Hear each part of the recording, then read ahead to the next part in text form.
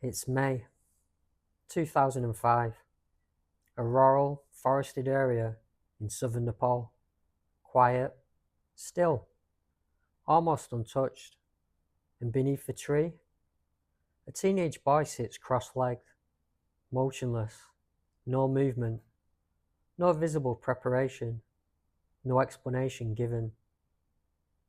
At first, it looks like meditation, deep, focused, deliberate. But as hours pass, then days, something begins to change. His name is Ram Bahadur Bomjon, around 15 years old at the time, born into a modest rural family in Bara district, Nepal. Accounts describe a quiet upbringing, limited public detail, but a growing interest in spiritual practice from a young age. Some local reports suggest he had spent time in monasteries around monks prior to the event, though specifics remain unclear and vary between sources. Villagers begin to notice. Word spreads. People return, again and again, because the boy doesn't move, not to eat, not to drink, not even to adjust his position. And yet, he remains upright, eyes closed, breathing faint, but present. Crowds begin to gather, local residents, travellers, curious observers. Some come out of belief, others out of doubt, all watching the same thing, a human body sitting in stillness, far beyond what most would consider possible. Reports begin to circulate that he'd remained there for weeks, then longer, months, according to some claims, without food, without water.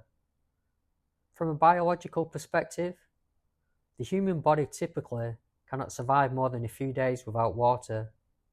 Weeks without food is possible under certain conditions, but not without visible physical decline, not without weakness, not without collapse. And yet, witnesses described him remaining upright, not visibly deteriorating at the rate expected, not showing the level of distress normally associated with dehydration.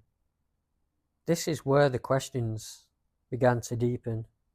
Supporters began referring to him as a reincarnation of the Buddha. Others saw him as a spiritual ascetic, entering an extreme state of meditation. But not everyone accepted the claims. In late 2005, a team associated with National Geographic set up controlled observation. Cameras were placed to distance. Monitoring began. For several days, he appeared to remain still. No visible eating, no clear movement, no obvious external support.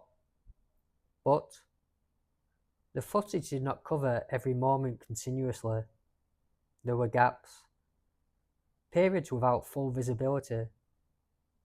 At one point, witnesses reported that a fire broke out near him, flames rising around the base of the tree, smoke surrounding his body, and yet he did not react, did not move, did not leave.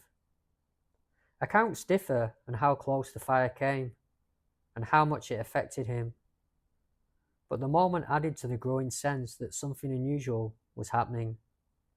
Over time, restrictions were introduced around the site. Access became limited. Observers were kept at a distance.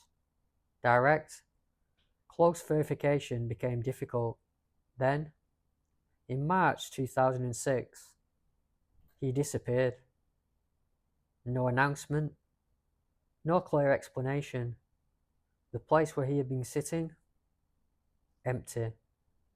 Months later, he was reportedly seen again in a different location, continuing periods of meditation, speaking occasionally to followers, describing spiritual discipline, detachment, and inner focus. But alongside the tension came controversy. Investigations and reports began to surface. Allegations involving behaviour toward followers, questions about control, authority, and conduct. In later years, legal action was taken against him in Nepal, including serious accusations that led to arrest warrants. Reports in more recent years indicate he went into hiding to avoid arrest, and his exact whereabouts have at times remained unclear. What remains consistent is the image: a teenage boy sitting beneath a tree as time passes around him. Because whether the extended fasting claims were exact, whether there were unseen breaks, whether the phenomenon was physical, spiritual, or misunderstood, there was still a moment, witnessed by many, that challenged expectation, a human body remaining still, far longer than typical biological limits would suggest, without visible intake, without visible decline, matching what would normally be expected. And that is where the tension remains. Because the question isn't only what happened beneath that tree, it's how the body was sustained, if it was, and whether what people witnessed was endurance, perception, or something that sits just beyond what we currently understand.